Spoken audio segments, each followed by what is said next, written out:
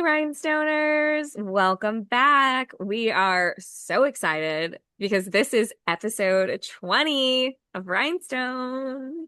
Yeah, we made it 2-0. Let's go. Let's go, baby. Oh, Oh, so go proud of on. us. Yeah, here's to 20 more, a million more.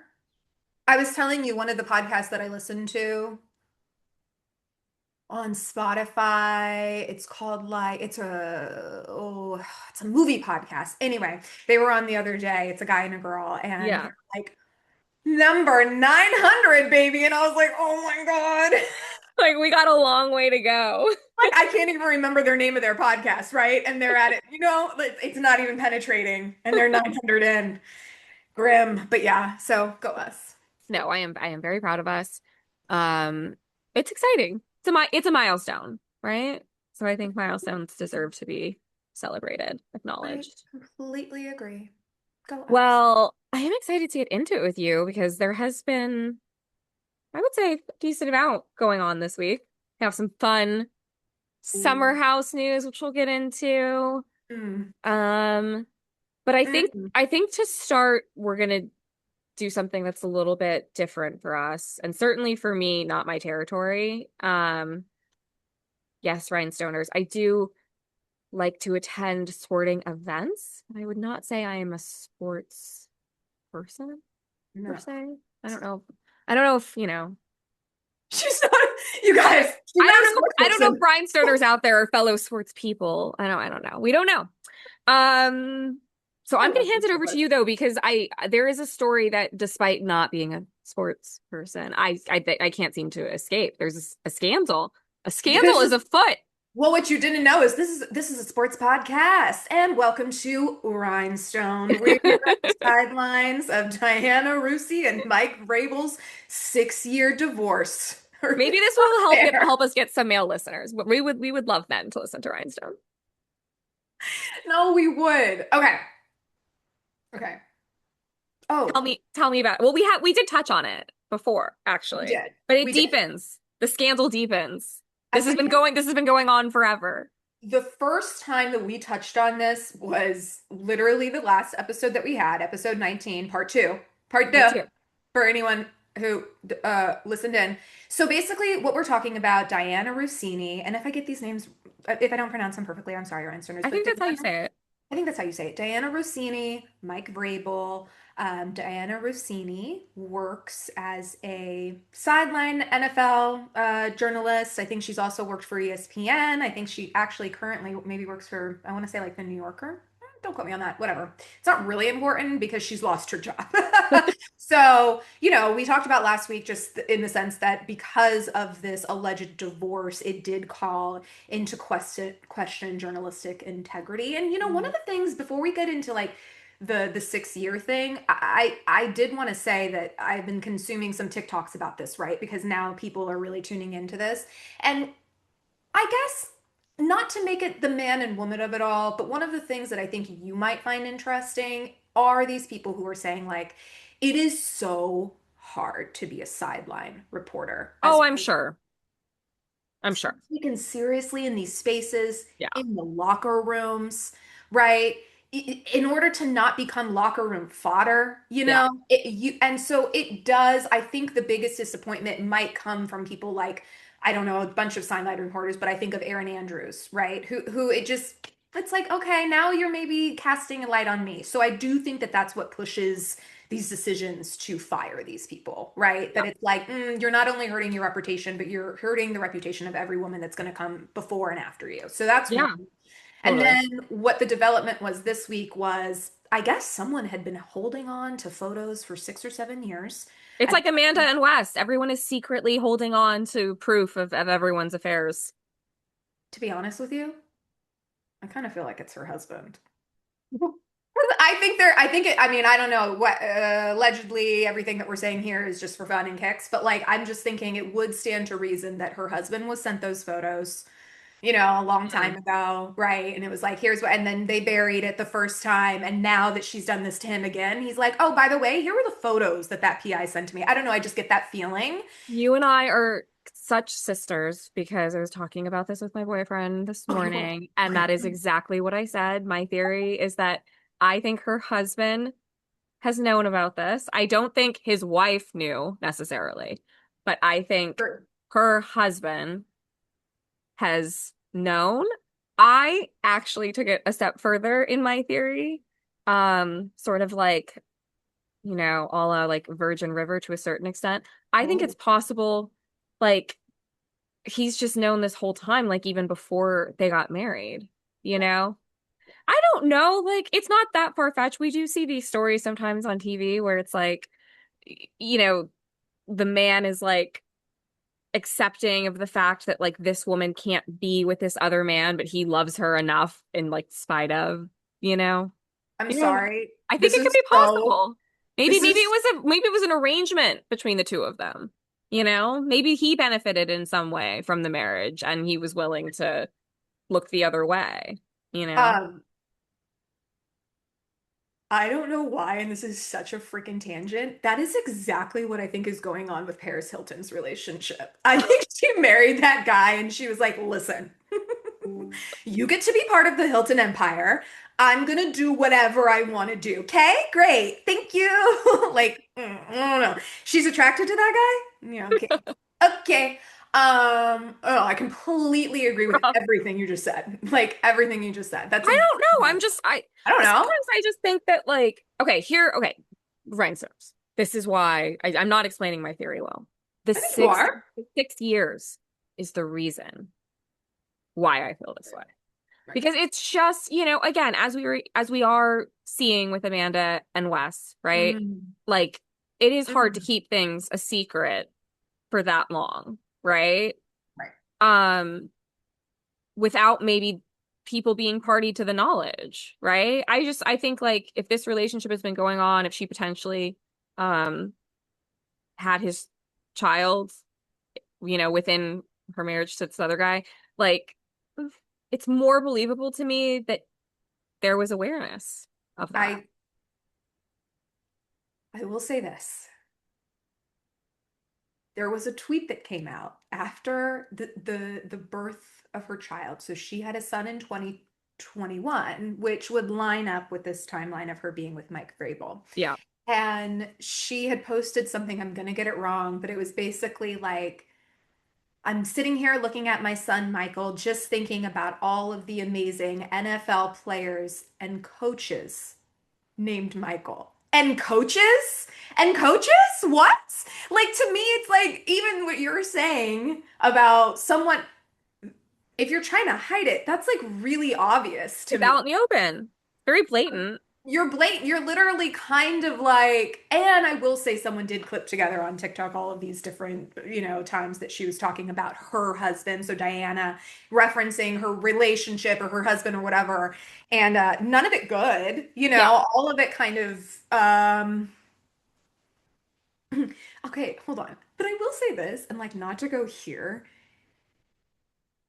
We also forget that like cuckolding is real and some guys like that. Like, I was just getting ready to say that there's precedent for that. That's all I'm getting at, right? Is like we have to accept that like in these situations there are different scenarios that are common. One is definitely that the other sides are being fully betrayed. They've been in the dark, it's just cruel behavior. Where you should have left the person, blah blah blah blah. That is very real. That happens, that's Ariana and Tom, right? Like, but then to your point, there are just other relationship dynamics and marriage structures that mm, actually have existed for a very long time, even though maybe they're not always brought to the surface or they're not the ones that are, displayed in media or whatever mhm. that do exist. I think like I think as like humanity goes on, we start to hear more about like all these different ways of living because Yeah. of social media and things like that. But yeah, I I don't know. think I think it's funny too, because I go very specific. I'm like, did no one see Paul Giamatti in Billions? Like, do we not know? But it's like that type of stuff too, where it's like the media does try to tell you, guys. Like, Yeah. you know what I mean? Like, Yeah. pegging isn't in Broad City for this like funny thing. It's like that's real. Yeah. Like Okay. It exists. It exists. Like, hello. So anyway, it's a big story because I think on both sides, one of the things that has also come out, which I think is an interesting layer, is kind of like the sports betting layer. So on her side, it's like the journalistic ethics of it all, right? Yeah. So everything I said before. On his side, I think it calls into question, if you are dating someone that is in the locker rooms and is getting sideline chatter and is getting these exclusive stories, and you're as a coach maybe getting that secondhand knowledge. It's like, what are you doing with that second knowledge? With Kalshi and Underdog and all these sports betting, the proliferation of this, right? It does call into question, and I think it just makes the NFL have to draw a harder line than they ever had before. Of like, Hmm. if you have any sort of questionable ethics, we need to dispense of you because of the fact that we have to be like, and listen, there's a million people who want that job, dude. Like, come on. Like, what are you doing? Like, you don't think that there's another guy out there who can do the job of head coach? Like, I sometimes wonder though, like, and I think we've kind of like touched on this in like previous conversations, but the prevalence of these incidents are interesting in and of itself to think about, right? Meaning like this, especially like the last couple of years, seems like there's always kind of something, whether it's in like the sports universe or, celebrities. I think we do kind of have to just question. I know this is going to sound terrible, but like, is it no. is it just part of it? Mm, And I think like specifically with this story, right? Like like I said, I think I've been to a football game once. Like I can't claim to understand that environment. But to your point earlier, even with like the correspondence, right? Like it's a very intense, testosterone filled certainly. environment. Certainly. I'm sure there's like a great kind of like feeling of power being on the field, being in the locker room. I think it almost like is, probably feeding something internally that makes you start to think that you can live like this. I do just wonder sometimes if it breeds that sort of behavior, that sort of um I, it's also a little bit of like the thrill seeking aspect too, Oh, yeah. right? Like Yeah. I do think that again, like um being around or in a professional sports environment is very much like a thrill seeking activity in a Oh lot my of God, ways, yeah. right? So when it comes to your personal life, you are, probably looking for that same sort of intensity, right? And affairs are one way to deliver it, right? Like sneaking around, being in the shadows, like yeah, constantly trying to like keep things hidden. I've been starting to wonder, I guess, Yeah. about that, Yeah. If Yeah. if it just is what it is. And I think that does sound terrible because obviously I do think that we should expect people in leadership positions to operate morally and ethically. Mhm. But I also think we have to be honest about the fact that like we are human beings. And when you put human beings in certain types of environments, certain, behavioral patterns form. Yeah. I don't I do wonder. I do wonder. It's like, sorry, not to go like deep into this, but I am just thinking about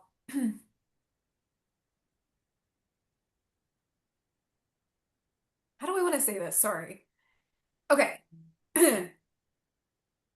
We were talking a couple of episodes about like the polyamory. What was it? Lindy West. yeah. Right? So it's like that, and we were just talking about cuckolding. So it's like we know that that exists, that world exists, okay? And then we have the highly monogamous world of like, I don't know, whatever they're trying to protect or we used to try to perpetuate on the Bachelor Nation, right? That it's like one man, one woman under God, you know?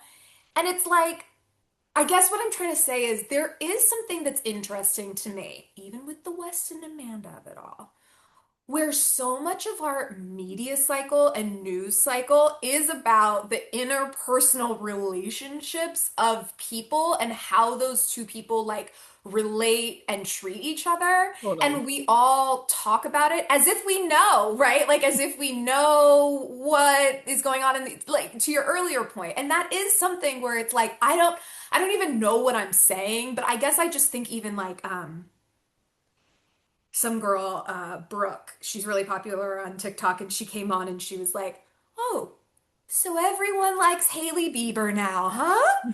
Hailey Bieber invites Billie Eilish on stage, and it's like, yeah, like, dude, we talk about we talk about Hailey and Justin, like he is so mean to her, and that she's so desperate, and it's like, I love it. Don't get me wrong. This is what our podcast is predicated on.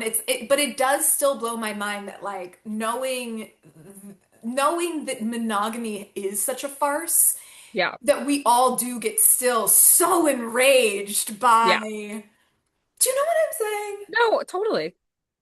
I don't know. Because it's fodder for people and I think at the end of the day too, like you have to acknowledge that the reason this stuff is interesting is because it makes people feel better about their own poor choices That's fair. or it validates their own desires. That's also fair.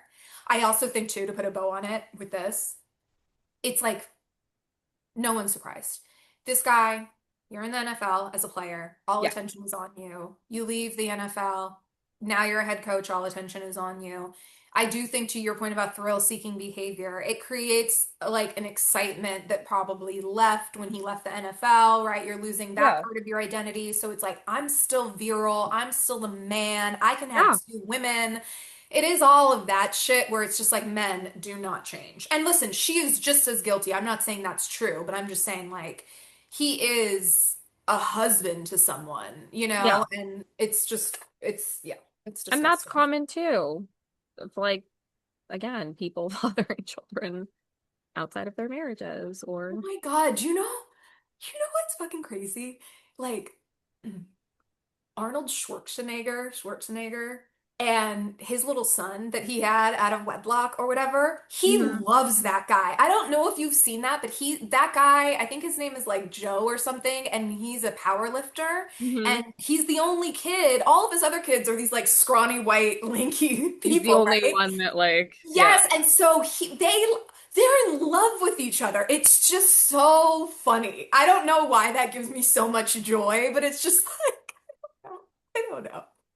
I don't know. I don't know why. It's just like, yep, it takes all kinds. I don't Oh man.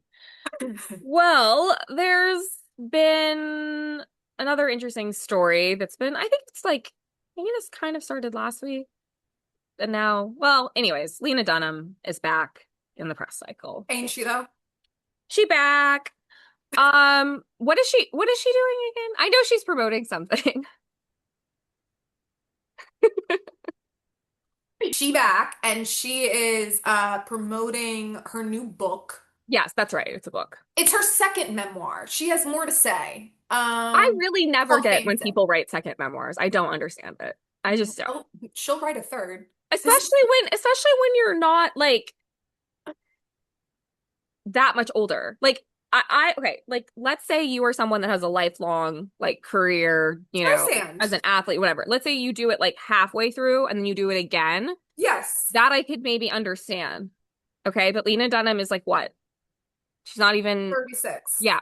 What are we talking about? I Well, just and I will say too, because I told you the only part that I thought I would really want to dive deep on is the Adam Driver of it all. yeah, they're And digging up a lot of stuff it basically. Now and that, also okay, and I think that you'll understand what I'm saying here, which is like in order to buy everything that she wrote about Adam Driver at face value, you have to really trust Lena Dunham as a narrator, Mhm. And I don't. And so I also think like this is someone who like has struggled with her mental health, who has struggled with her health, who obviously is a bit of a narcissist, right? Yeah. She does think that she's the voice of a generation. She wrote that line, and I do think she believes it. And so I think like to say to be telling the stories about someone else through your 26-year-old brain lens, right, of how she was, because that's what it was. She's telling stories now at 36 that she remembers as a 26-year-old being on set with Adam Driver. And it's Yeah. like, first of all, memory is a funny thing. I know she Yeah. probably was journaling back then, so probably she is referencing, some material of what she was, but even still, and then she's going to put it through the lens of like what she's learned in therapy and like, and I don't think that's fair to Adam Driver. I guess that's only how I feel about it, right? That it's like, who knows if that's even what was happening, really? Fair. Do you want to know why I don't care though? Tell me. Adam Driver's out of his mind. Mm, I honestly, like, absolutely. she can say anything about him and I would believe it. I don't care if she's a reliable narrator. I actually don't even care who would be saying it and I would believe it. That guy's wacko. You can He's tell. seen combat. I 100% love him as an actor. I like watching him on screen. I think he's very interesting. Like, especially depending on the role, he has this sort of intensity when you watch him that, like, he's kind of scary, a little bit. Kylo So Ren. kudos to him as it relates to his craft.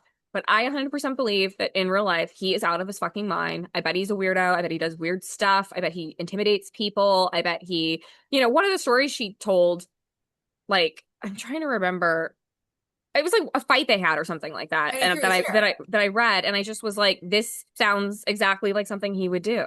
Like, I I totally totally back agree. this. Like, I believe No, it. I agree with Like, that. No, I totally so agree with that too. on that regard, yes, I don't necessarily think that Lena Dunham's account of everything that happened to her during that time period and how everyone else was behaving, not sure that she's my source of truth on that for sure. But when it comes to Mhm. Adam Driver specifically, I buy that Maybe. shit. Yeah. And I will say this. I believe the famed sick, even the title of it, right? So I'll tell you a couple of interesting tidbits. So what is it, Jenna Koning?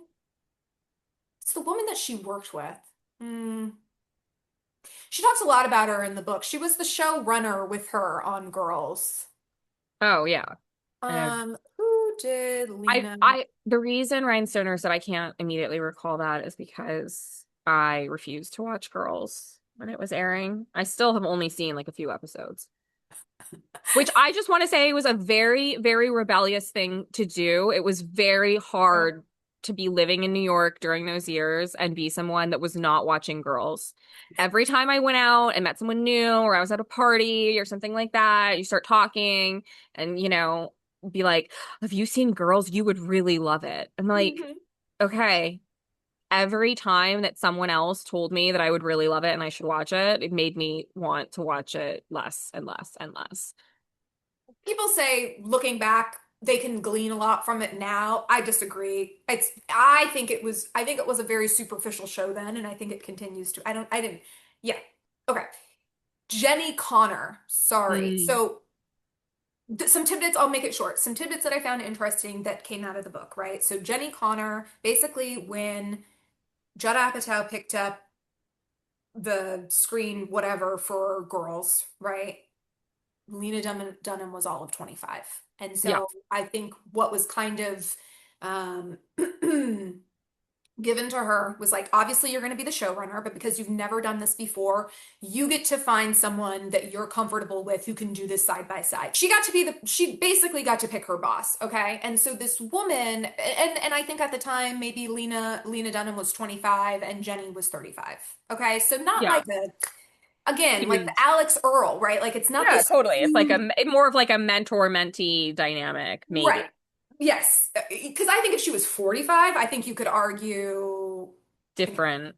a little bit of different. Okay. So, point being, it got to a point where girls really took off and it was time to renegotiate the salary. And Jenny kind of put her in, put it to her like, we're going to do this together. If we do it together, kind of like the Friends thing. I don't know if you've ever heard that, but all six of them or all seven of them walked in and got the same amount of money. So, kind of, and what Lena is basically saying is that looking back that wasn't really a healthy relationship, and I do think that that's what I was trying to make the point of like the fame sickness of it. It's like she was set up maybe to not fail, but Yeah.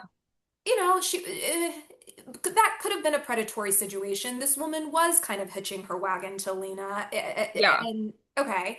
And then the second thing was she torn apart in the news because of her size? Absolutely. I remember that. I remember Oh people my being God. And even tossed. looking back now, it's more horrifying because she looks even thinner.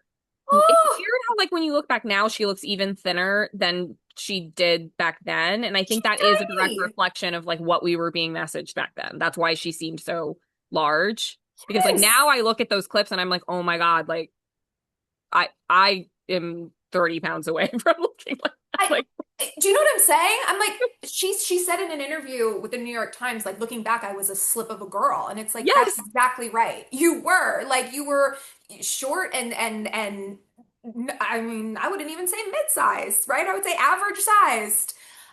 Small. So, okay, that's interesting. And then I think in general, the fame sickness of it all, right? Which is that it's the spitting, it's the chewing, ingesting you, chewing you, and spitting you back out. And I do think that that is always an interesting.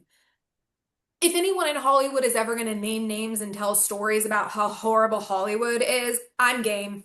Yeah. It's always interesting. Well, look, I mean, so what I will say is, even though I never watched Girls, I have always not minded Lena Dunham. In that, like, I do think that you can, like, there is an intelligence there. I think there is a storytelling ability there because, like, I would argue, she's had a lot of shows recently that she's producing or, has her hands in that I quite enjoy, Yeah, and so I I do agree. think that she has always like tapped into something for sure, and even some of the clips I've seen of her like on this press cycle, I'm like, I agree with that, or that's an interesting take coming from someone who's like in the industry.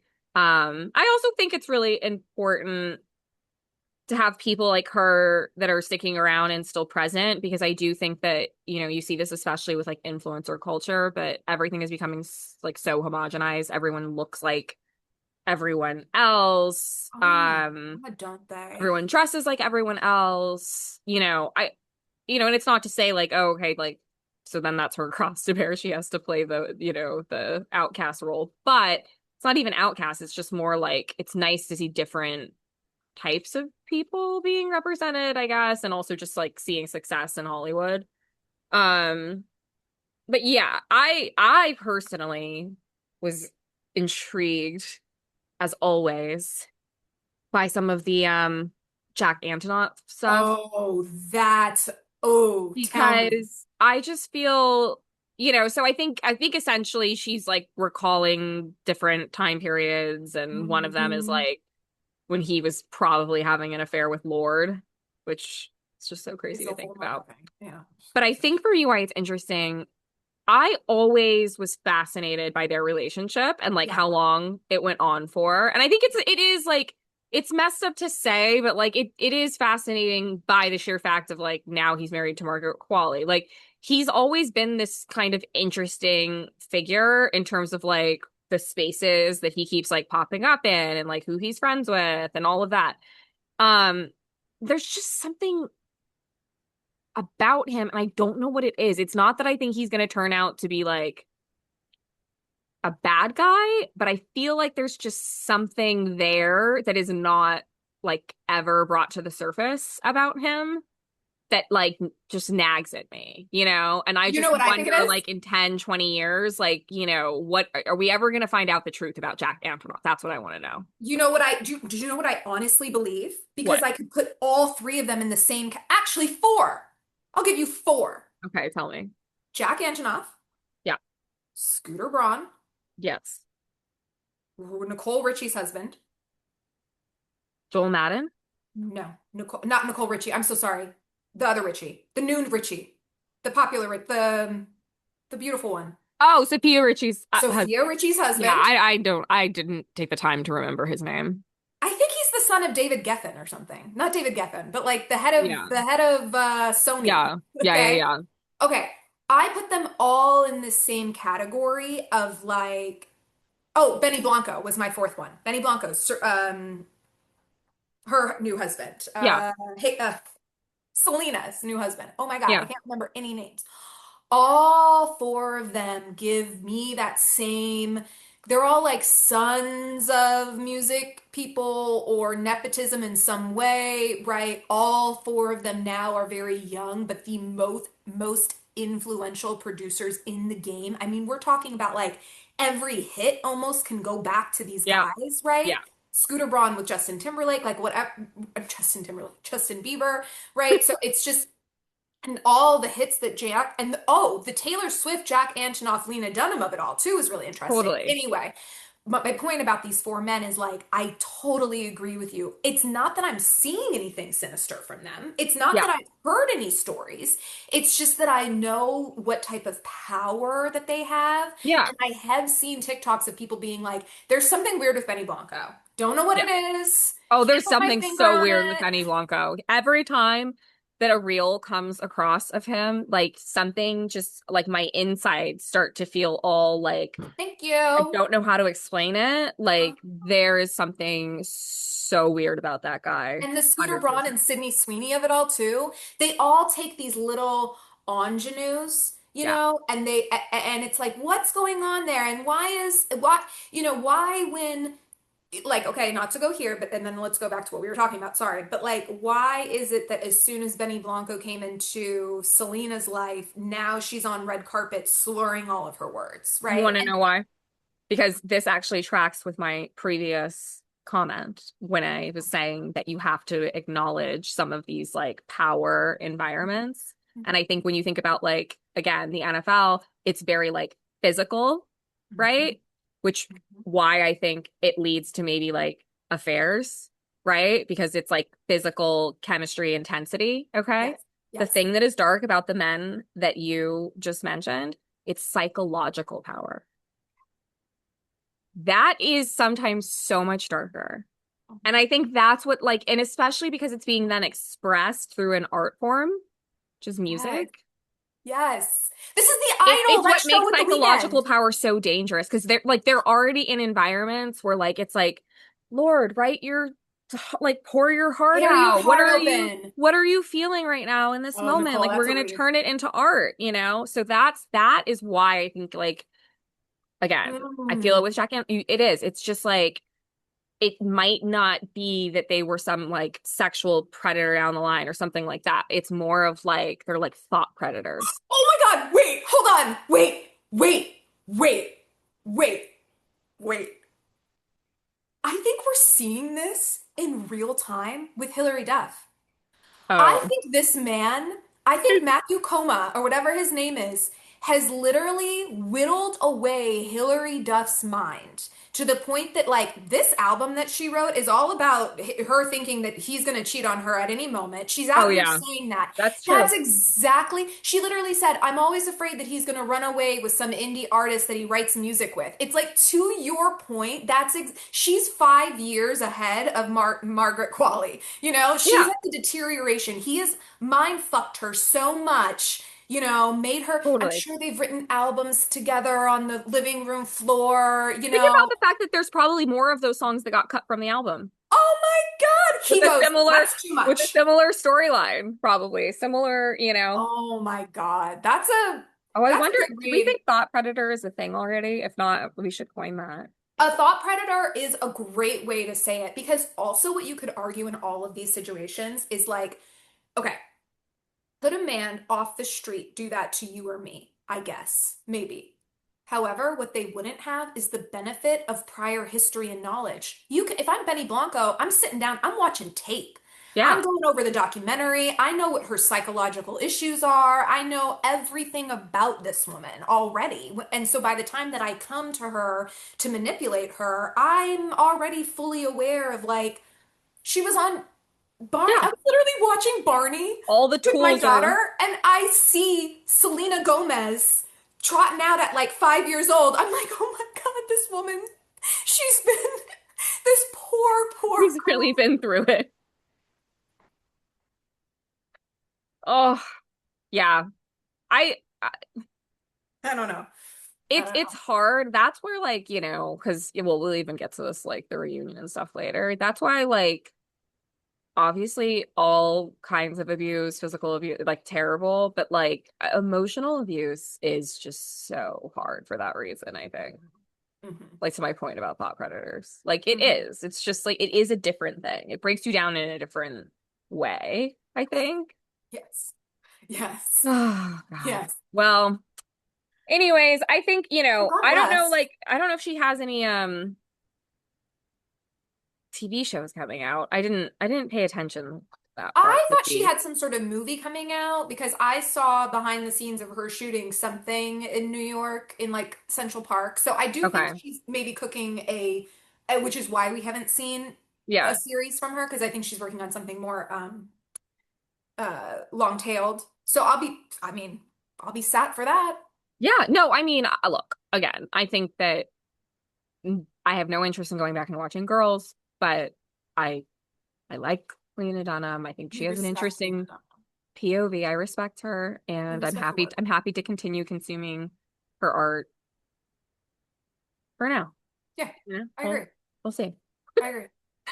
Let's get into Bravo though, because I will, we have to talk about Rhode Island first, but I am just dying to get to Summer House. There's so much happening with Summer House this week, and I can't believe it.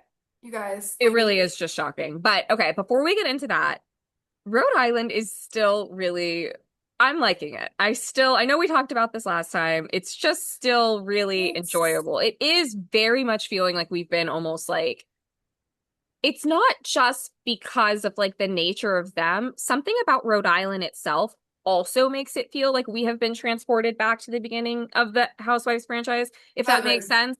It's almost like they do exist 20 years ago. Like I agree. the way that their world seems to be and the way that they interact with each other and the way they talk about like moving through the world and what you see of their surroundings, it actually is like I feel like they're living in a different Time. time Yeah, than us. I It's completely agree so with you. weird. I will say this. I love the fact that in all of the trailers, we were definitely served that we were going to get like, we're getting glamour. We are Yeah. getting luxury. So I don't want to say like we are getting that, but we're getting that in a more New Jersey way than we're Yeah. getting that in like what I thought was going to be more of like a Connecticut way. Okay. So So you were maybe hoping, and I guess that kind of again points to like how little all of us know about Rhode about Rhode Island. Island. But you were thinking it was going to be more New England vibes. And to And that point, we haven't really had that because New York City is not thank at you. all like is very different than New England vibes. Like, I mean, yeah. You want Totally different. you probably want Rhode Island, you want Real Housewives of Maine. Exactly. Or, Exactly. or like And where I think that that's interesting is someone said, this is what I was gonna say. Someone said, don't forget when they went casting for the Jersey Shore, they went to Providence, Rhode Island, like high school, and that's where Pauly D is from. I uh was like, oh, it's all coming together. Like, okay, there's got it a synergy there. Yeah, because no, I know what you, people go to the Jersey Shore from Providence, I guess. Like they yeah. do. So, Well, and that's what made this week's episode so funny with the little beach scene because even within this kind of, you know, element of wealth, which to your point is not maybe as necessarily refined or overt, we still had them all kind of judging. I know. Like, come on. I have a guy haul out my lawn chair for me. Wasn't just that. I think they were like, what is this beach? That actually What was did that like beach? crack me up. That, That was okay, crazy. I just want to share as someone who, has gotten a little bit outside of the city in the last 20 years, not by much. That beach is very common. Oh, okay. I have been to that type of beach in Long Island. I have Yeah. been to that beach in Connecticut in Westchester. It's a thing. It's like it's It's kind like of an old like shipyard. it's kind of like what I would call a like a not a country club beach because they don't always have those types of like full amenities, but like a club beach. It's definitely part of a club, and like yes, maybe in some instances a country club. Yeah, I've yeah. been to one like in Westchester that was very much like that, where there was like a restaurant and then a more casual place for like the kids to eat, and that's what the beach looked like. Yeah. And then I've been to one in Long Island, same thing, where it's like it's not the ocean, but it's this bay, and like Yeah. that's it. You grab your chair and it's And a we're very at the East Coast beach. thing. It's weird for when you grow up in California, it is weird when you see it. So like I I felt Yeah. bad for her because I think there was probably like, to me, I was like, really, girls, you've never been to a beach like Come this. on. But we did get something really interesting, which I was wondering if you knew about. Had you heard of pizza chips before? No, and this is what I wanted to share with everyone that I got. Again, I don't know where I get these tips. It's just somewhere between all of the podcasts I listen to and TikTok. So assume that. But basically, what they said is that what they showed on screen, Alicia on Watch What Happens Live to Andy said that what was shown on screen was not the pizza chips, that she was talking about pizza chips. And so then this TikToker who cut these slices together that I'm talking Yeah. about showed she lives in Island, and she showed pizza chips, which come in like a clear little baggie, and Okay. they're about this big, Okay. kind of crispy olive oil discs, and Yeah. then in the middle, and they look delicious. I'm like, now that's a pizza chip. Like, Yeah. okay, I'm on But board with maybe that. that's like their interpretation of it though. Because I I really did feel though like that's what it was to them because again, why am I always forgetting what the bachelorette lady's name is? What Oh, is her? Ashley. Ashley described the pizza chip and See? what she described sounded exactly like what the camera was showing. She And was what like, they were "What?" ripping apart. Yeah, so I do think that was their pizza chips. I Maybe there's just different. I'm sure there's different styles. What you are describing when she initially said, "Oh, I'm gonna grab some pizza chips," that in my mind was what I thought they were gonna look like, and I was like, "Oh, that would be really, really good." I But want a then when pizza I chip. saw what it actually was, at least to them, I was like, "I don't want to eat that. Like that just looks like a bunch of tomato sauce." Yeah, no, no, no. I don't. No, no, no. It's like a tomato pie. People always Mm. every like 5 years they try to sell you Not on my this thing. idea of tomato pie. I don't care about a tomato pie. One thing I do want to say, and I want to say this allegedly, I don't know anything, and everything I'm going to say right now is not true. The Alicia thing with her husband. Yeah, Again, and I just like to be fun when I say this. Like, I think maybe there is more. I don't want to say mafia. But I think there's something going on here. That yeah, yes, did they address it through the lens of like these aunties kind of saying like the faithfulness. I'm sure that's all part of it yeah. too, right? But I also feel like maybe these women have these relationships that they have, or like Liz's husband That's needs not even to. her husband though. What do you Aren't mean? they just engaged? That's what I mean. They're not married. So this Yeah, is what I'm saying. So because this you said okay. So this Alicia is with her husband. I'm like, she doesn't even have a husband. oh, fiance. So I think I my read is and this is what I'm saying, like making it up. I don't know, like maybe there's a reason for that, right? Like he's Yeah, like, I love you, and so I love you enough that we don't need to get married because if we yeah, get married and something happens, you're yeah, gonna go down with the ship. So yeah, let's totally. stay engaged. And then I think like on the Liz side too, I think it's a little bit like, yeah, Liz needs to let everyone know for 6 months out of the year when he's out doing his cocaine deals in Panama on the boat, she's not with him. I just feel I don't know. I don't know. I think I pick up what you're putting down. I think that that could totally potentially Mm, mm. be a component. I don't know I because mean, it's just like yeah, and it's happened in other franchises as well. right. So there's That's sort the of thing. like there's a little bit of like a precedent for it. And I do think to your point too, there even with Rula and her situation, there's just a lot of kind of like sketchiness going on in a lot of their Yes. relationship dynamics. Yes. Um, even the ones that appear very healthy and normal, because I have been dying to talk to you about Joellen and her What is going dynamic with her sister and her husband. Because as sisters, I just thought this would be an interesting one for us to discuss. That was uncomfortable to watch. I the wink? I think like I almost shrieked when she made the boxers comment. Oh Like my I God. was gobsmacked. I could not believe like Oh my God. that was a little too much. I didn't need to see that. Like I very That was uncomfortable. Very un I'm all for like don't get me wrong. It's hard to offend me.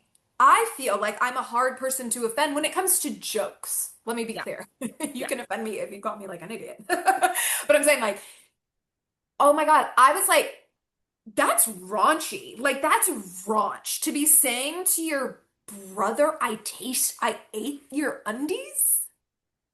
I just like to me like and look, I would say too, like on other franchises, where there is that closeness between families and, we've seen those types of like jokes. And, like I get that some people have that type of sense of humor. I am not one of those people. Like, I think that is so inappropriate even to joke about because it's just like, then where's the line? And Where's it's also just awkward that she's even like dealing with that in the first place. Like, I think if you're gonna have like a family member or Hmm. a close friend that is like present in your family's life and is the babysitter occasionally or someone who steps in like that, maybe it's time to have like different hampers, Yeah, so that that person is just helping with the children's clothes. Like I think absolutely. it was just that was the other thing to me. I was like, this is so just bizarre that she got like Absolutely. in the mess of like, Yes. all of their like so that was very strange No, which then also sort of says like she is there just like taking care of him too. That is Mhm. okay. That is what I want to bring out about that scene. That was the Oh, bizarre thing that was coming through. yeah. I think Joellen very much sold it to us as like it's Mhm. so great to have her like childcare, right? But I think what was actually being shown was like she also steps into the role of wife Right. when Right. Joellen is gone. And I Right. think that's the part that is why I think this has been bubbling up on social and people are like trying to tell Joellen she needs to keep a close eye Yeah. because she's taking care of your man too, honey. not just Oh my not just those God. kids. And here's the thing. I'm sorry. Let's journey back to Arnold Schwarzenegger. This idea, too, I do think it's a fallacy that women get into where it's like, well, I'm hotter. Yeah. Y'all, that don't matter. Like, I don't know.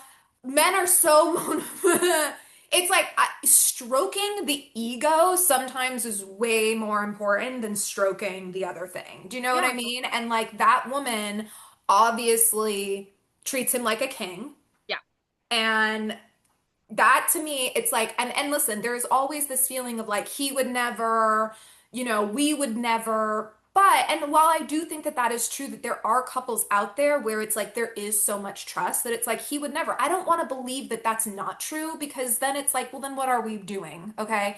However, I think it's like, but with that being said, why give him so much opportunity though? Like, Well, exactly that. And I have always been a very big believer in that because I think that that is something that you have to intentionally practice. And I think that's really hard for people in long-term relationships or marriages to think about having to do that. But I yeah, do believe that you have to operate in a mindset of like, I'm not going to put myself in situations of temptation. And it sounds kind of exactly. like old school or whatever, but I do think, and I think the reason that you have to approach it that way is because we are all humans, Yes. right? Like, regardless of where you stand on the like, is monogamy normal scale, okay?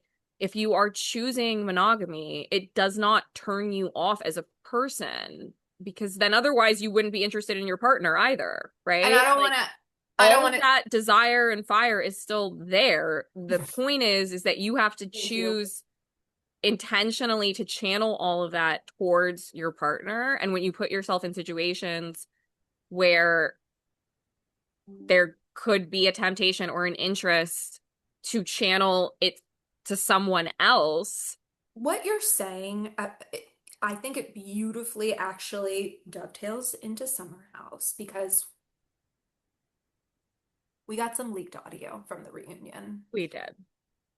And I'm not gonna go over it verbatim, and I want to actually talk about that in a second. But one of the things that I want to pull out from that and relate it back to Rhode Island is, and what you were just saying is this idea of attraction. Yeah. And it's like, you're a grown up. You could have gone to Fiji for 3 weeks and seen if that fire with West went away. You Yeah. could have made the decision to put some time and some space in between you and this person who Amanda came out on the leaked audio, which we'll talk about in a second, and said, he was dating other people, right? Yeah. So even that, this idea that as I believe she's 34-year-old woman, you and him too, he's at fault as well, just couldn't control ourselves and the only option here was to move forward with this relationship. I think to me is such a weak excuse for this. It's the Yeah. same excuse that I'm sorry that Tom and Raquel used. If we are going to go back to that, it was them trying to sell us. It's love. We fell in love. And it's like, are you guys in love? Is Yeah. that love? Yeah. I just, and listen, maybe it is love, but I guess I would respect it more if the leaked audio that I'm hearing is Amanda saying, we tried so hard. Yeah. We put distance between ourselves. I went on a vacation. He went to his farm. We spent 3 months apart. No And contact. maybe they will get into that like later, Maybe. possible. I mean, it's such a small, that's okay. That to It's me is true. like It's the like wild 30 thing about seconds. the audio that we did get is like that has to be like such a small amount of them actually talking about it, It's probably eight right? hours. That's what's crazy. Like I'm sure it just dominates so much of the reunion, which is kind of insane. I love KJ in the background being like, when they were talking, because in the leaked audio, they're basically the leaked audio goes over them saying they couldn't help it. They tried to and they couldn't, he was dating other women and they didn't know if what they were feeling was serious. And that's why when people were asking them point blank period, is this Yeah. happening? That's why we lied because we were still figuring out our opinions. That's why that also is what they're saying in this leaked audio. It kind of supported that statement being really curt, right? Because it was like, well, clipped, not Kurt, sorry, because it was like, well, we're still figuring it out, Yeah. And then KJ in the background is like, but where was the apology to Sierra in the post? I'm like, mm, that's true. I don't know. I don't You know. know, I want to say something that I know I'm probably going to get a lot of slack for, so Mm, I'm gonna think about a careful mhm. way to say it, but it's been on my mind.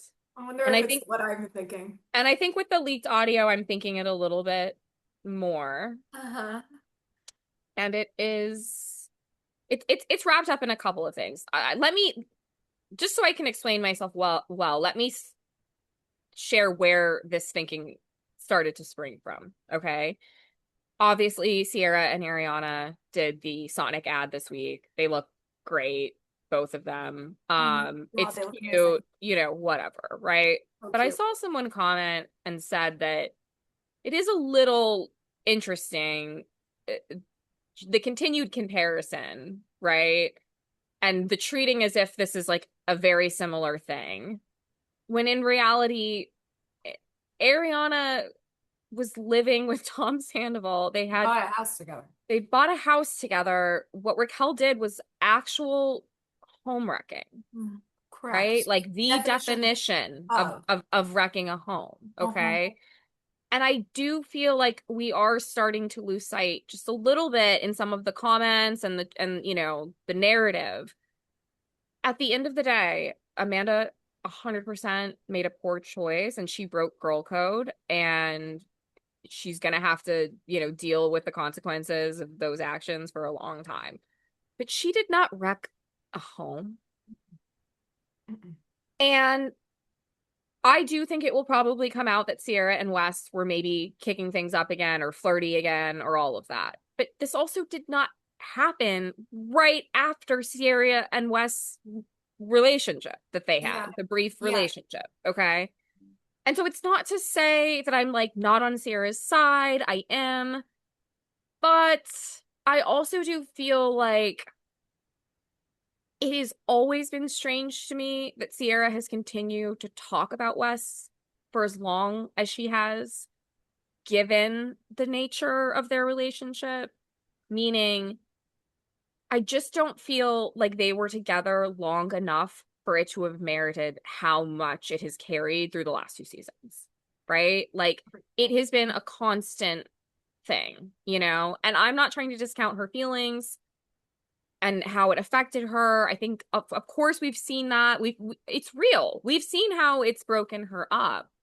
But it is also strange that it's broken her up that much, because it was a very brief thing in the grand scheme of things, right? And so I think in hearing the audio, it's like I was feeling just a touch bad for Amanda, I think, in that, first of all, it's very clear that she's taking the brunt of it. And I really hope that we'll see differently in the wider reunion. I think that Wes deserves to be just as accountable as she is. So I think it's unfortunate that you could, obviously in the audio you can tell Sierra is addressing Amanda directly, but then as the audio moves through, it becomes more of a group conversation. And I thought it was interesting how you could notice that it was still Amanda kind of having to like Defending. respond and like defending and like answering all the questions. Well, we know I that think because Wes said Wes like, is weak.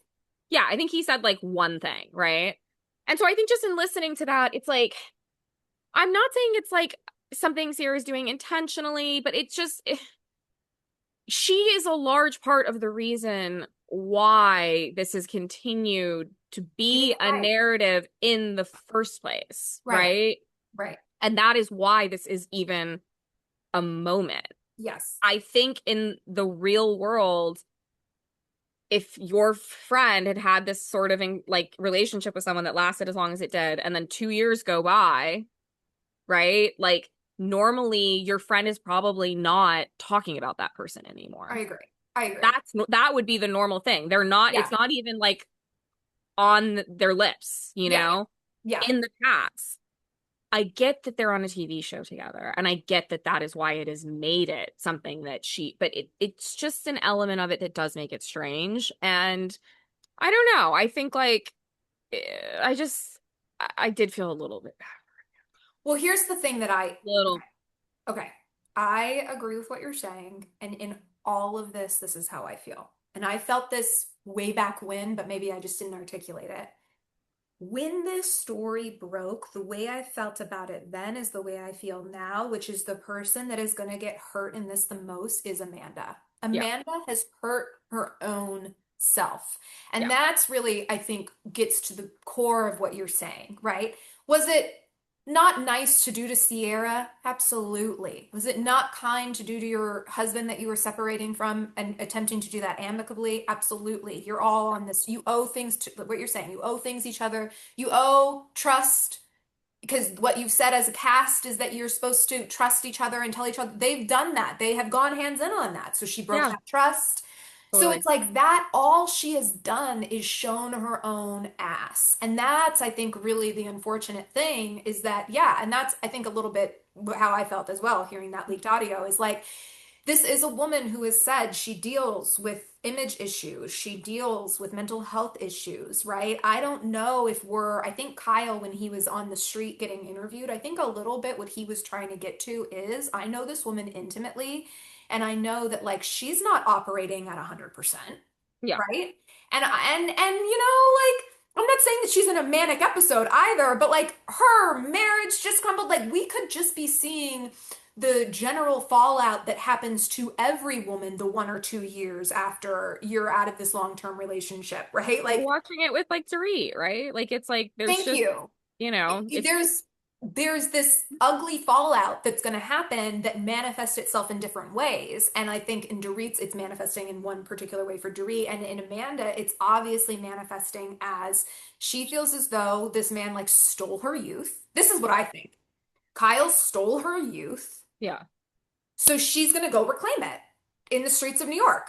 And Well, like, that's the thing. okay, Even outside of reality TV, which is based on real people, there's plenty of scripted shows that focus on people crashing out after their divorces, like, right? And having like glow ups or, or either healthy or non-healthy ways right, of handling, I've been trying to get you to watch Your Friends and Neighbors, okay? That entire show is that he starts stealing because he's crashing out after his there you divorce, go. There you go. So it's That's like what I'm people saying. do a lot worse, Yes.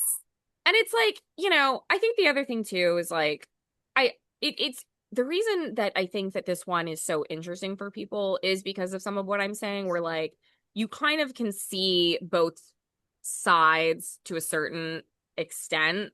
you know? And I think that it makes certain comments hard to be like, okay, that person definitively is right or wrong. Because one thing that I thought that was interesting, Sierra said, um, she mentioned like of all the guys in New York, of all the guys, and on the one hand, like that is something we all say when these types of situations happen, right? Like you could choose anyone else, right? And I do agree with that to an extent because it's like it is insensitive, right? And there are so many people in the world.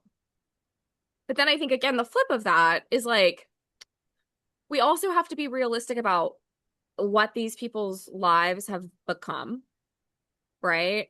What their friendship circles look like. On the shows that are really truly like authentic and they're doing well, like in a lot of times, like we just were talking about this with Southern Charm when Madison said, like, we are all actually friends, right? And I think Summer House is another example of that. Like they are all actually friends. Maybe not like now we're dissecting Sierra and Amanda's relationship, but what I mean is they at least are running in these same social circles. And so, yes, Amanda should have picked someone else. But there's a proximity thing that I think happens. And that's why I think a lot of these stories and scandals pop up because it's like, yeah, but most people have certain people in their orbit. No, And if you're well, if you're not actively going out and like being on dating apps or whatever, which is probably what Amanda was doing to your point, right? Like she's yeah, not outwardly dating, right? Like yeah. she's out of a divorce. She's not like on Hinge yet. She's not like, oh, set me up. No one is like in that mentality, right? Mhm. But if you have someone in your orbit that is a friend that you already know, that is sort of like a safe person in some ways because of that, and then now you're single and now there's suddenly a new energy between you, like it's just not that hard to kind of see like why these things keep happening, because I do think these people Absolutely. keep tight social circles kind of out of necessity, right? And so And then that contributes to kind of like how your romantic life unfolds sometimes. I'm sorry, but everything that you're saying actually can be validated in like captured footage.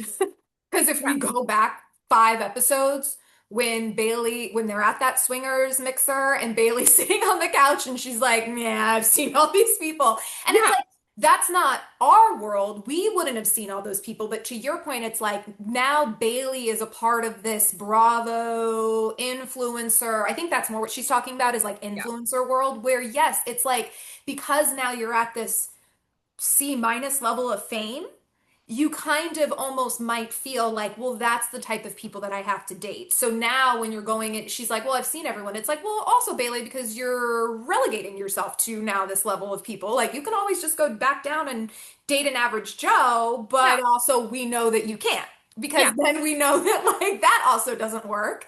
'Cause if you are going to be on, because it's like the Totally. Perry and Paige thing where it's like 100%. he wanted no parts. I don't know. Yeah, I think it's the same thing where it's like, I don't know why I always think this, but I always judge Kristen Cavallari so hard for her decisions. And then I'm also like, but what is a girl to do at this point? Yeah. Like, I mean, well, and like, what are you gonna do? I think it'll be interesting. Like, I wonder if they'll dig in more too on the whole, like, smoking you out comment or that Ooh, you that got was smoked good. out. That was good. And then the whole, like Amanda kind of talking about the footage or the video, like the video or the photo that was taken of them. Like, I feel like that's where, like, again, I just will be very curious for like how all of it unfolded because where I do think it's very problematic is how that was used, how that was because it's what is very clear is that that sparked them making a statement, right? And I would love to know who was sending that.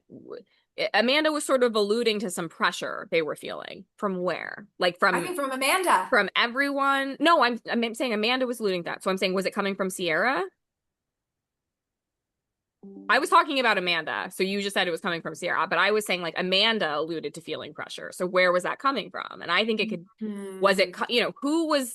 who was even like Yeah. giving her the knowledge of the video, right? And Yeah. the only thing I want to say about that is just like I think that, for sure these Bravo celebs, like they are putting their lives on display. I don't think there can be an expectation of privacy in the public whatsoever. They have to accept that. I think for the most part they do. They know that, most of them. Um, where I do think we really do need to have like a deeper conversation though is like it is really effing creepy that this photo or video exists. And I think we all need to just like take a second to ask ourselves what it would feel like to know that like you were sent a photo of a video or of yourself in your own home or that it exists. Like That's I just crazy. that's the And we part where did it's say like, that. When we knew about that, we did say how crazy that was when it came out a couple of weeks ago. yes, we We talked said that about was it. crazy. And I told you I Because it believed is. it because I was like that It goes against New York code. but it's just one of those things where again people do film their neighbors in New York. That's like TikTok content. We see that all the time. We see people in office buildings, that are like filming someone across the way, right? But I do feel like there needs to be a conversation about that where it's I not agree. normalized, Yeah. because like Yeah. otherwise first of all, I don't think these people are going to want to be on these shows anymore. If we're now jumping into territory of like, in order to prove some of these scandals, New Yorkers are going to take advantage of the fact that they just so happen to look into like Wes or Amanda's apartment and like photograph them, then we are playing in a whole other territory. See, that's the thing though, where it's like one could argue that is the interesting thing about being on Bravo, right? Because half of the people on Bravo are followed by Rihanna. Yeah. I'm not saying they're at the same level of fame, but But Craig Conover, if he walked down the streets of New York, you're gonna have a reaction from people as you're walking down the I street. think they're household names depending on the household, but it's a lot of households. That's what I And yet you don't have the Kim Kardashian security money. Yeah. You don't have the money to be in the type of even just in the sense that like, yeah, Amanda's renting an apartment in a high rise that like she doesn't have this intense security around. We know where she lives and we're Yeah. taking video of it. So that also I would assume is creepy and crazy to Yeah. feel. I'm so on display and yet what am I going to do? Anyone could run up on me from the street and ask me any. I don't know And if you saw, I was even thinking about that because we don't have to get into this, but the ice spice of it all, did you see that? The oh, the GoFundMe? McDonald's thing. Yeah, that was crazy. It just shows you it's like I'm sure now Ice Spice is thinking like, wait, what am I doing? Who's my friends? Who aren't my friends? How do I Yeah, need to be moving differently totally. now? That Very was vulnerable scary. being a celebrity. So I don't know. I mean, I don't know if they've put out a reunion date, but I just want to thank the brave soldier that, took one for the team, got that audio Probably for lost their us. job. I That's what I was thinking. I said that to my boyfriend and he goes, or it was one of the cast members. And I was Or it like, was, oh, that you makes, know, I will say it it was was pretty good. Levi. It was pretty good audio. Whoever it was pretty close Yeah, to, I to was the, thinking, to the action. unless they're, I mean, I was like, they must be piping that audio throughout the sound stage. Yeah, you're Or you probably, have to be in close proximity to the sound stage, and I feel like it's probably the latter. I that's what think I it's mean. probably Like, I someone just feel on like it has crew. to be, yeah, a hundred It can't percent. be like the janitor who was outside who was like, you know what I'm saying? Like it has to Or, I mean, be. I'll be honest, and for some reason, I just don't think of them as being like the types. But sometimes it's like, if Bravo marketing was savvy, they would be the ones that leaked it. That's fair. Because That's I mean, fair. like at this That's point, like fair. we're all like Oh, clamoring for this. They already know it's going you're to right, air Nicole. anyway, so they're well within their right to do it. I just feel like that to me like would be the best answer, and I would actually think that's cool if they were like, you know what? Wait, hold on. Everyone Nicole, in America is waiting for this. wait, Drop. wait, wait. Hold on. Now I feel dumb. Now I'm thinking like, of course it's that because the clip itself ends with a soundbite. It ends with Sierra saying, "You're a snake in the grass. You Yeah. move Dun dun deadly." dun. Yeah. Yeah, Because like also too, like they're not ready from a production standpoint to leak the trailer yet.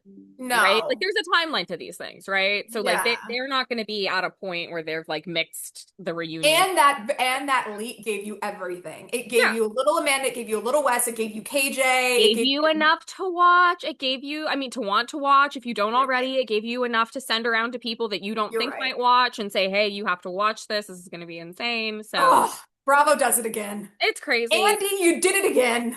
Did it again. Well, before we talk about the Valley, I did want to just touch briefly on this week's Summer House episode because I did think there was a couple of really interesting things that happened that I wanted to dig in on. Firstly, I found it really, really fascinating that this week sort of felt like a return to old Summer House. And the Yeah. thing that made it happen that way was the fact that there was only three women in the house.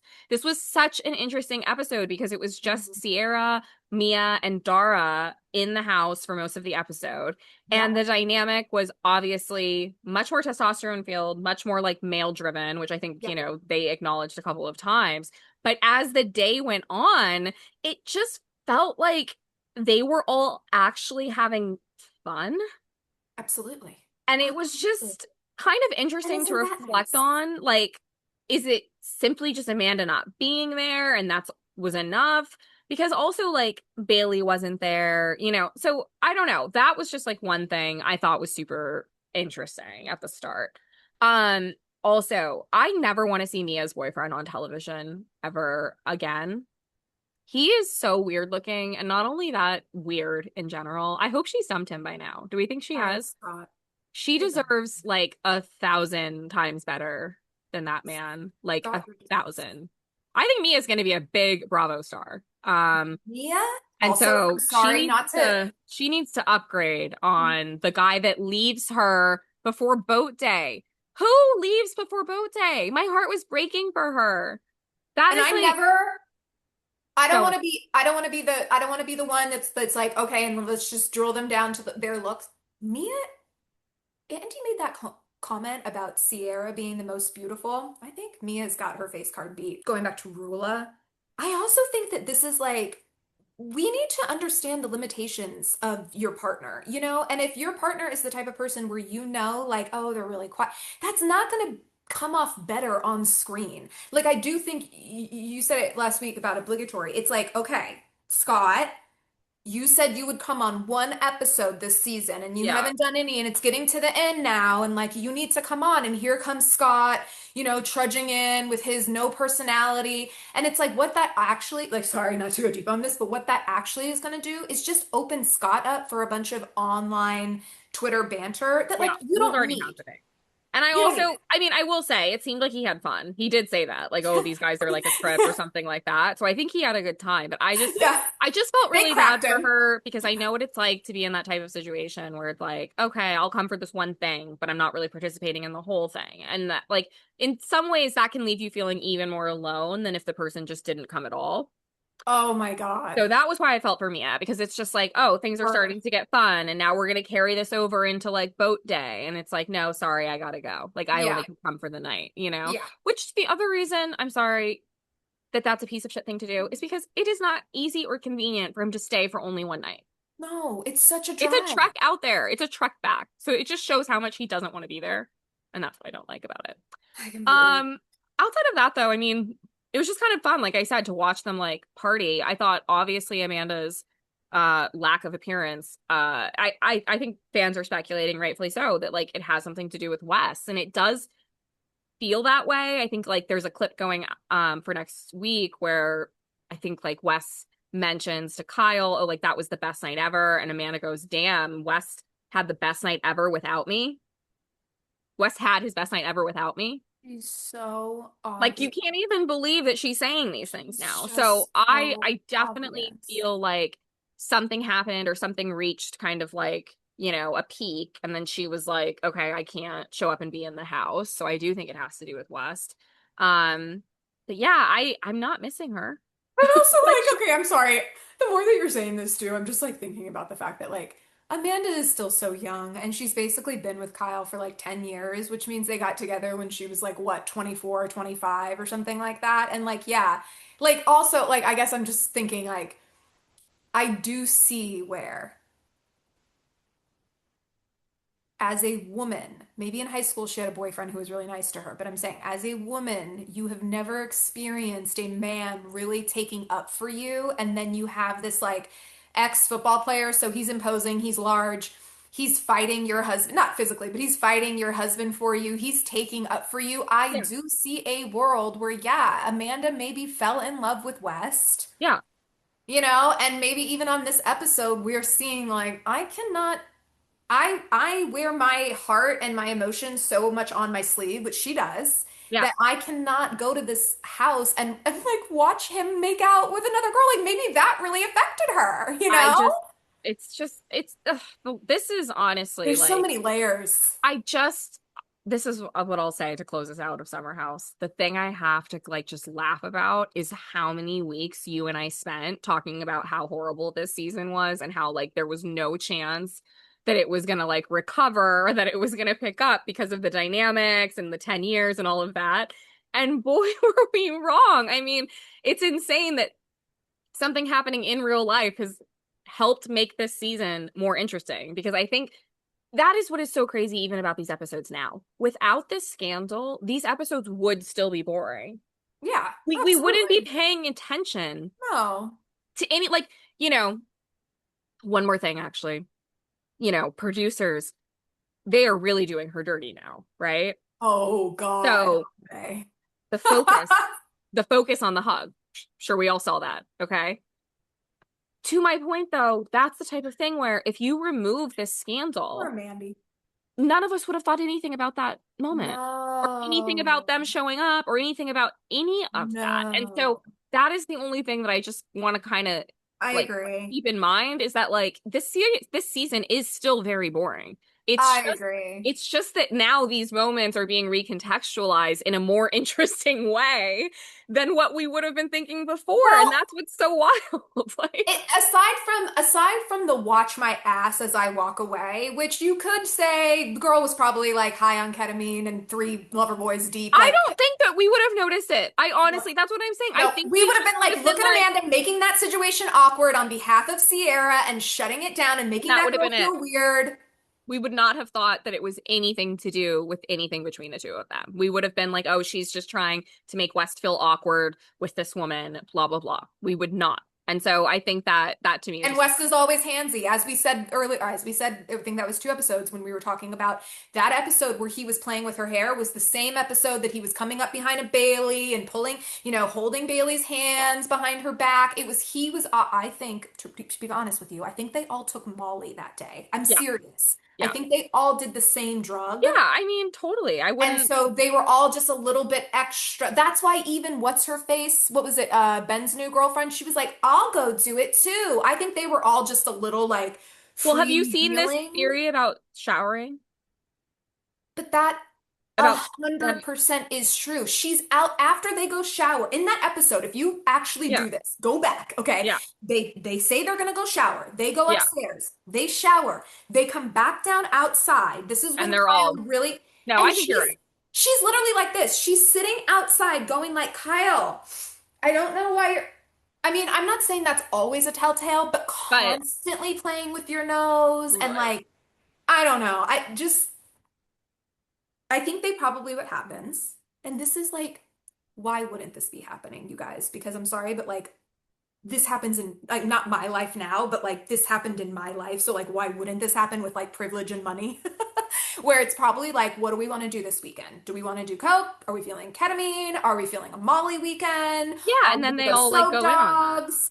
I'll grab it from my dealer. I mean, and we know that because we know that that's how Carl and Kyle have partied up until only a year ago. I Totally. mean, Carl has been talking about being high off cocaine like a year and a half ago, which is why I did see someone come out and say this. And this is, I do think, an interesting take. Yeah. That someone came out and said on TikTok, her take was Amanda needs to go to rehab. That Mm, doing drugs on the weekend, breaking up with your husband, being on Prozac, drinking on Prozac, right, which is not something you're supposed to be doing, all of doing. those things together can create a situation where you do destroy your own life by Yeah. making horrible decisions, And I did think that was that person said too, like you'll get a lot of points coming to the reunion if you're like I did outpatient. Well, to I your admit it. point though about destroying her own life, that is what's so funny about the current like Kyle looks the best he's ever looked commentary that's happening right now. Like it is almost giving like, girl, was that the right decision? Like they keep doing these side by sides of Wes and Kyle, and it's like Kyle is getting younger, and like is it am I becoming more attracted to him? Like what is happening? Every time I see a clip or something, I'm like, Are his maybe shoulders getting bigger? maybe he is attractive. I I was said, like, what I said, are we getting swole? Like we've always is been going fit, on? but It's just funny. He's definitely having a glow up outside of the whole yeah. like thinking that Megan Edmonds King was a good makeup partner. I But okay. think that was I literally think to your point about Bravo putting things on, to me, that is very much like, Kyle, my old friend, let's go fuck him up and go kiss outside, right? Yeah. And like they Let's never talked like again. yeah. I don't think Whatever. so. I don't think that's gonna be a thing. They are not I looking don't think so. I think she was just like, come on, they just kissed at Yankee Stadium. Let's go fucking lock lips out on the, there's paps out there. I saw them when I came in. I don't know. Which I think is kind oh of fun. yeah, I mean If that's like what happened. I think that's fun. to be Now a I think he Bravo should be celeb. doing that with Sierra. I still think Well, did you see the seating chart? They're next to each other. I that to That me, seating chart is messy. It is fascinating.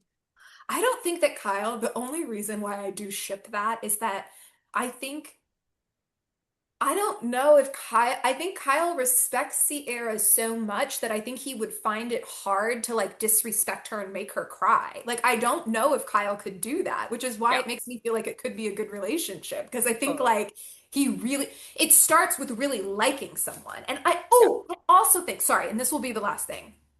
I really do think that that's a little bit what it comes down to with West is that obviously there was something that he does not like. And I know a couple of episodes ago I made the Stacey comparison about like the bad breath, right? Like Yeah. it was just being funny. I know it's not that, and I'm not saying that it's that. But yeah, I think that there is something with Sierra where it's like he forgets it. He forgets what it is that he doesn't like. And Yeah. then he gets drunk and high and he's like, "Oh God, she's so sexy." And like we do get on. And then that thing that he doesn't like, it shows its head again.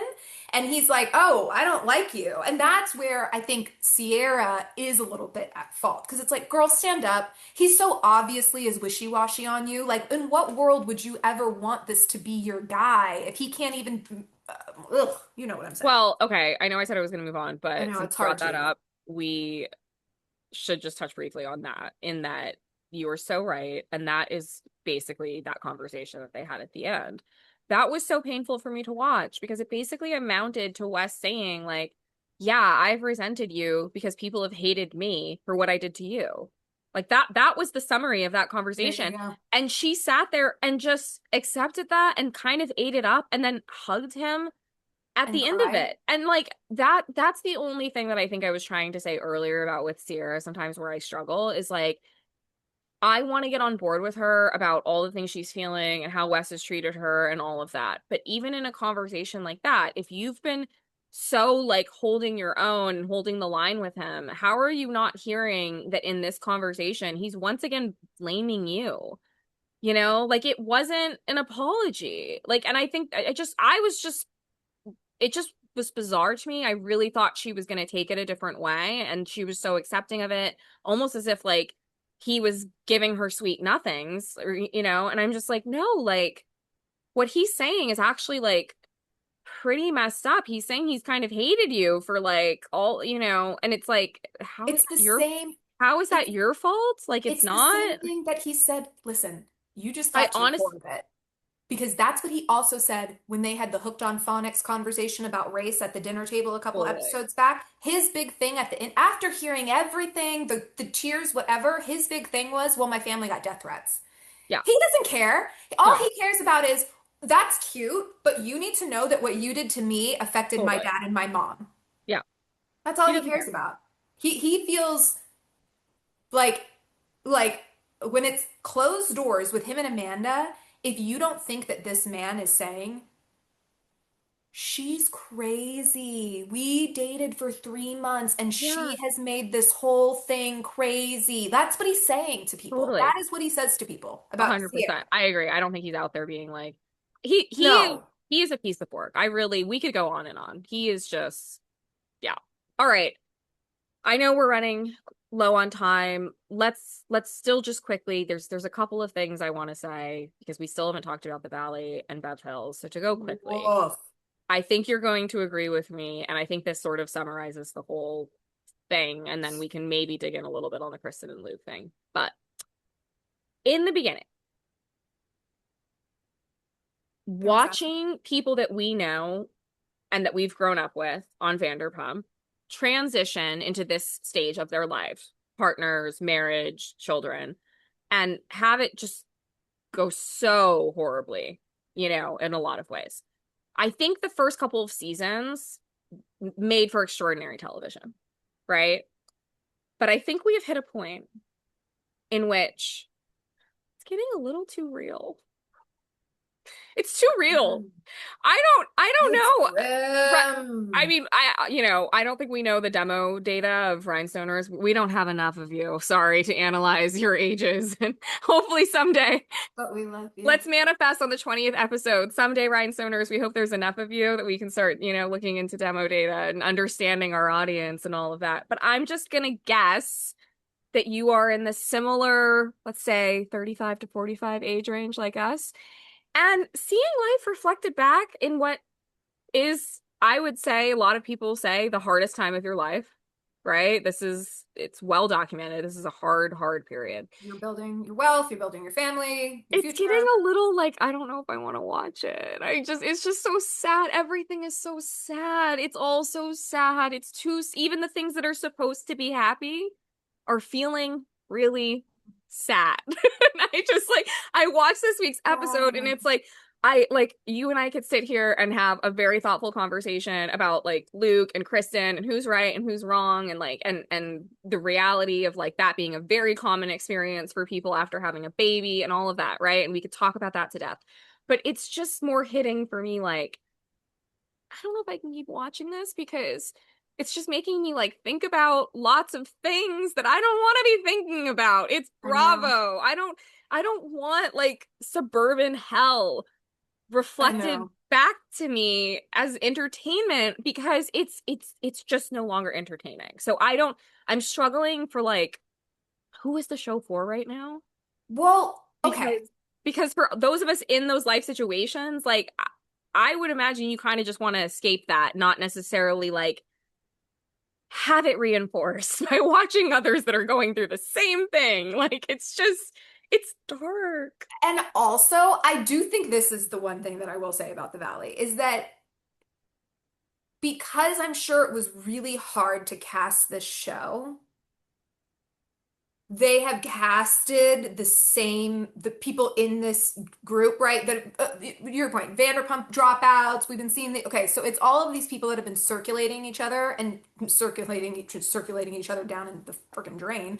Totally. Um, and so it just it's like what they've actually captured is a very niche group, right? Or not niche, but like a very specific group of people who are all unhappy in their marriages. And I think that that gives this view of suburbia and marriage and like I almost I'll be honest, as someone who is married and has children, I get a little defensive because I'm like, that's not this is the only reason all these people are so miserable was because Yeah. they chose the wrong partner People. or they Yeah. just chose someone who doesn't, maybe not the wrong partner, maybe it was the right partner at the time, but who obviously lied about Yeah. what they wanted out of life, and it's just like that doesn't this even the again we could pick apart the Kristen and Luke thing, but if you just get down to the brass tacks of that, this man is coming up against not liking the state he's living. Honey, let's start with that. You're in the Yeah. wrong state, so you're going to Like have to completely move states to make this man happy? Like, I don't even, you're so far from where you need to be. Like, both agreeing, we like want to you both had be a in New baby and you York. weren't even aligned on where you were living. Thank you. These are second date questions. Where do you want to raise your family if you could, if dream world, right? Money aside, where would you hope to be? Let's come up with a top five and see if we're even close. just don't, because if that man is saying to you, you've dated, Yeah, if someone is saying to you, like, listen, at the end of the day, like, I have to go back to London. wherever. You would be thinking about that, like, okay, well, I love London, but like, am I gonna leave? Like, if I continue, so it's just it blows my mind. And then you have someone like Mia and Danny, where it's like, what are you trying to prove anymore with the breastfeeding? I get it, I understand, okay, but if you're literally at a point where it's like you can't make moves in your life. You can't go out. You can't do anything because you're having to pump, breastfeed, have someone come on the Sprinter van. Yeah. That also, I think, speaks to like, I wish if we're showing that, then I wish that we would have honest conversations around what we're seeing there. And her obviously feeling intense and immense pressure to breastfeed, Yeah. and it's like, okay, but at what cost? Because it feels like I'm watching someone come apart at the seams, you know? Yeah, and I mean, I think like if I had to guess the challenge for her, well, she said what the challenge was, right? Like she's not taking the bottle, and so with her other baby, she breastfed, and then they Yeah, were you able know what takes a bottle? A hungry baby. they Leave were that able, baby with a bottle. but to Sorry. your point, I think like yeah, that's where it's like okay, like I don't know. you got to If you figure let that something out. baby dictate your life, then you're gonna let your 5-year-old dictate your life and your 10 Yeah. year, like this is another part too, where it's like, are you gonna parent? Because whatever Jesse is doing, like, I don't think if I got a divorce that I would say I'm done off love. But I will say this. I know for a fact, at least for me, if I were to get, I wouldn't date. I wouldn't date, not anytime soon. Oh, I would Jesse not. in this new relationship is not gonna last. Oh, which by the way, that was also hilarious. I was that this week or last week, but the scene that we got with Jesse and his new girl, she could not be less Rainy. interested in him. Oh my That was God. so funny how she was like, I won't do that. I'm not going to do that. This I will don't never like that. happen. I was You're like, oh not my gonna move God, you're in. just a toy for like he's just Yeah. a toy for her. I thought Yeah. that was really funny. I think he thinks they're actually like building something and they're not. But I, anyways, look, I just, I think it's just not feeling entertaining. It's hard because we do know these people for a long time. And so it's kind of just like it's just sad. And even like even the single people stuff is sad. Like the oh my Lala God, the Tom Schwartz. thing, like it's just there's a sadness surrounding all of them for different reasons, and I'm just at least I know we're early in the season, so Rhinestoners will see maybe it will turn around. But right now it's feeling kind of like a drain watching it, you know? Tom So Schwartz is gonna be that, like, I swear to God, Tom Schwartz. You know these people because you've seen these people. It's like there's some West Hollywood haunt that's been around for 100 years, and currently, right now, there's some ex-Hollywood showrunner that sits there every Friday and he talks to everyone about, and they're like, oh, that's Dave. He used to, and then that's gonna be Tom Schwartz one day. That's oh gonna be him. totally. He's gonna be sitting on a bar stool at 70 years old and being like, I used to be the king of LA. I had 2 restaurants. They were both named after me. And you're gonna be, okay, Tom. He's like already Okay. like like most of the way there. You're I so know. I felt so bad. If you're Katie, you're just like, yeah, you're like I have to go focus on my new Hulu show. Um, okay, let's just round us out quickly because I actually don't feel like there's much to say. Beverly Hills was as boring as I thought it was going to be because their there's outfits were not going boring. to be resolution, No. right? And so I feel like we're just, I mean, look, some of the packages were interesting. Like it was sort of fun, like A to lot of go back and package work. see like Rachel Zoe have her like package and, like hear from her a little bit as like a first time housewife. So I thought that was like somewhat interesting, I guess. Um, but outside of that, like it just I'm feeling really torn too on just like the whole Erica, Dorit, Kyle thing. Like I do think that some things were probably being lost because of what production was choosing to show and not show. Like as much as I do feel like Kyle was not being very nice, I also don't think that it was like the big orchestrated thing that Dorit thinks it is either, if that makes sense. Yeah. But it's hard. It also just might be a testament to how clever Kyle is, that I she can mean, kind of like do things and that's true. operate like behind the scenes. That's true. Um, but yeah, it didn't really make me feel like that excited for the other episodes. I assume there's like at least two more. Um, and it That would be just, and different. I think it is because there is like, and Erica said it like when Andy asked, do you think there's going to be resolution here? And she was just like, no, right? And I think when you set that tone at the beginning, it's not helpful for the viewer because now we're just sort of hearing you guys as like back and forth, and we're like, great, where does this go? There's 3 hours of that I have to engage in for no resolution. And I think because of the nature, here's the other thing that's so funny about it as well, right? Dorit is right in that something that was a nothing got turned into a really big thing, that's what makes this reunion also very annoying. The big thing that we are spending all this time talking about isn't really that big of a thing. No. It's not that juicy. It's like, okay, depending on whose side you were on, Erica and Kyle, you were shitty friends. You didn't see that Dorit was in her moment of need. You started labeling her, or you're calling her man. You're not being understanding. Okay. Dorit, you have been too focused on yourself. And yes, you're hurting, but you need to still take moments to step outside of yourself and remember that your friends have lives and other things are going on. Okay. Absolutely. That's it. That's the big thing that we're going to spend like another two episodes going around and around on. Like, it's just not juicy enough for it to be needing all of this time. And I think that's what makes it just so like weird to watch because you're just like, what are we even talking about? What and why do we even care? My bow on it is a couple of episodes ago, I said it's probably high time to revamp. Yeah. And I said, what I want to see is like Alex Cooper. And I even mentioned like Avery Woods, who's this TikTok woman who Yeah. I followed since she was a nurse in Arizona. And so Hulu came out today. What is that, like the Hulu upfronts, I guess is what you would call it? Yeah. Yeah. I think they've shown some of these events that they're doing this week. They've shown them on other Hulu shows. Like I saw Chloe was out Oh, speaking again, but we saw that on Secret Lives of Mormon Wives, and then we also cool. saw that on the Nader show.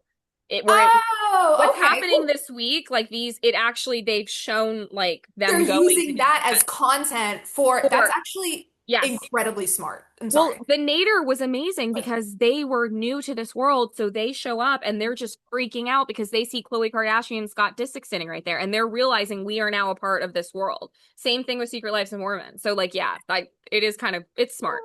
The couple that you sent me the other day, and I was like, oh, I love them. They do funny skits. I Yeah, don't know. That they were there. So they're cooking up something with Hulu too, which is really interesting. But anyway, this is to say, I believe it's called The Girls. It's about, I swear to God, the women, Avery Woods was up there, by the way. They're yeah, about to premiere this show, or it's going to come out soon. I want to say it was like 12 women on stage. So it's going to be a deep bench cast. But I do think I'm excited to see that. Who knows? It could be terrible, whatever. But it goes back to what I was saying, which is there are currently Avery Woods is 29. I think she yeah, just turned 30, right? So that is to me, I want to see people, and I would say, from what we understand from Avery Woods on her TikTok, she deeply loves her husband David. They're very sexy together. He's like 6'3". She's got yeah. these huge bazungas. They make a very cute, their kids are like beyond adorable. So it's like, give me that. Give me sexy. Give me like two people who had two kids but like kept their bodies and are Or still even fucking. just like, I would say, even just go back and embrace more Amandas. And I don't mean like exactly like Amanda, but I think that's where like, I'll constantly Yes. see clips of Crystal and Portia's podcast. They are Yes. Crystal hilarious together. I love their Crystal. podcast. But it Crystal. makes me miss Crystal. And I think Yes. that's where it's like, I don't Crystal know was if we funny. I don't know if we need to go as young as like 30s, but like let's just mix in a couple more 40-year. That's what Crystal was serving. Like, and to be Absolutely. honest, I would have loved to have seen the dynamic between Amanda and Crystal. That would have been mind blowing. What would those two have been like? Actually, I that's like mean, a huge honestly, missed I can't even opportunity. think about like either they would have hated each other or they would have been best friends and there would have been no in between. So, like, bring on more. There's got to be some other 40-year-old because I do think that's what helps with Amanda. Like, I do want there to be a little bit of a younger element, especially in Beverly Hills, because I think, like, even with the reunion this week, some of what the ladies were trying to give as advice to Amanda, on the one hand, yes, I understand, but some of it was also generationally just it was just a divide, right? Like, I think they're right to tell her, um, flaunting your wealth in this way is not how we do things here, right? But when they were saying to her, like, you're emasculating your husband, they don't know that. No, they have no idea. They really don't. I mean, they could be right about that, but they also could be very, very wrong. And he already is in a non-traditional marriage that he's entered into with her Mhm. anyways. So, like, that's where it would be nice to just have, like, a little bit more of, like, the new guard, because it does get old sometimes. Like, I'm sorry, I'm just gonna go out and say it. They're kind of old biddies at this point, okay? No, Like, when Kyle, totally. Erica, and Sutton get going, and now even, like, Rachel, to a certain extent, I'm just like, okay, like, I completely agree with you. guys, like, let's stop showing our age here. Like, it's given a Well, little, you know, the one thing that I would say about that too, because I was thinking about Crystal, it's like there is something interesting about the husband dynamic, though, yeah, that we've also started to lose, right? Which is like, you know, I'll use specific examples. Lisa Vanderpump. She was able to run roughshod over, maybe not specifically because of Ken, but because of the fact that her husband afforded her a lifestyle where she was outperforming every single woman during that time. The agency totally. had just started. Kathy Hilton wasn't on the cast. She was the one that had the most money and the most access. And then I think with Crystal too, what we saw in the beginning when it's like, Sutton's like those ugly leather pants and everyone's like, no, shh, don't. It's like part of that in that beginning was because Crystal was so connected and her Yeah. husband is who, so it was like, we're not going to do that to Crystal yet. We don't even know Crystal, right? And I do think that that was the fun. Oh, this is why I bring this up. This will be my final thing that I say. We're seeing some of the fallout from the Alex Cooper and the Alex Earl thing. And one of them that came out was this woman who came out with a TikTok saying that she interviewed with the company as like the head of events a year ago. Yeah. And her final interview was with Matt Kaplan, which is like Alex Earl's husband. I'm sorry, Alex Cooper's husband, and how like crazy he was, right? And Yeah. like in control. And I was like, oh, really? Oh, really? Oh, okay. So Alex Cooper married an industry titan, and then he steps in to run her business like he would as an industry titan, and we're gonna be like, no, she probably doesn't even know that she's put him there. She gave him the seat. Yeah, she He's an installed him. extension of her. What are you guys talking about? Like that is, I will say, a little bit where on Real Housewives of Rhode Island, I go back to again where I'm like, I like it. We're 4 episodes in. I have a lot of faith on what we're gonna see. But once again, are any of these people housewives? Like, what's going on with any of them? Like, where are the husbands? What are the husbands doing? I don't want them on screen. I just want to understand the lifestyle. I want to Like, the understand, dynamic. yeah, like, because then that helps me understand what you're about. And if I can trust you as a narrator, and like, if I want to root for you, like, I do need to know. That is where I do think, sorry, this will be my last thing. I will say this. Everyone wanted to hate on Jessel so bad and like her husband. And like I thought one of the things about that was like her husband was like, no, you don't get to do that to me. No, Yeah. in fact, I don't care. And I'm going to come back next season and speak my piece and Yeah. show you exactly why you were wrong and stand by my wife. And it's not like he got in the drama every single episode, but he just let it be known I ride for mine. And like, Yeah, totally. same thing with Joe Ellen's husband, I will say. I don't know what he's doing with the Well, I do sisters, think we're but getting a lot of the husbands on Rhode Island. We have I hope Joelle. we get a little We bit have, more. yeah, I hear you. Beverly Hills, there's no hope, man. It's just, ugh. And at this point, I wouldn't want to see them anyways. 'Cause why? Okay, that's okay. That's Okay, okay. its own thing. That's okay. Well, Rhinestoners, You again, I guys, cannot believe 20 episodes, sis. So proud of us. go us. Here's to 20 more. Here's to 20 more. And yeah, I'm very excited for next week because I do think that hopefully we're going to get a couple more Summer House leaks. Oh, we will. But apparently directly Give, from the Bravo account. give So the we'll watch what people what happens they live. want. Yes, Andy, we want the leaks, okay? Give them We to know us. you're listening. We don't care. We'll watch it again on the reunion night too, okay? It's not gonna make us any less Yeah, interested. no. So just give them to us and we'll collect them like squirrels with acorns, and then we'll be there ready on reunion night. So If he holds the looks back, we'll be there. yeah, Hold those looks back, because I'm coming for outfits. Okay? I I cannot want wait. to know. I Cannot. love you. Cannot. I love you. Bye, Rhinestoners. See Bye, you next week. Rhinestoners. Bye.